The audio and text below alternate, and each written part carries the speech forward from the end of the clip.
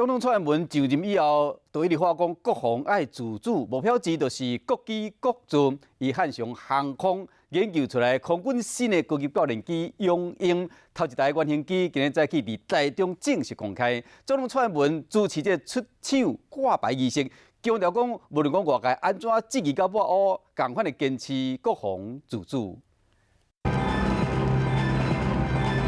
空军新式的高级教练机隆重展示，总统蔡英文亲身见证。记者朋友，帮忙比个赞好吗？一日驾驶舱比赞，蔡总统就任以来全力力杀国防自主，新的教练机的诞生，嘛代表着政策一步一步的落实。如果连高教机都要依赖外购，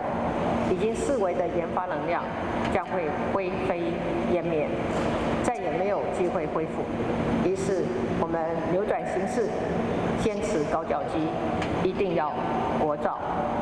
今天高教机出场，让我们重新开启了国防自主的大门。新式的高教机以永鹰命名，可以看到机尾的彩绘也呼应了其命名，而外观的涂装呢是以国旗的红、蓝、白三色为配色。 永鹰是以 IDF 建国后战机为基础研究开发的，外观看起来真成，不过性能无同款。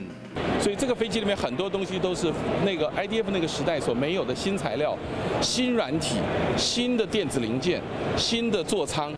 另外，永鹰目前有55%硬体零组件是国内家己做的，未来朝向8%国内研究制作目标进行，并且打算伫明年6月份进行试飞，和台湾的国防自主进入新的阶段。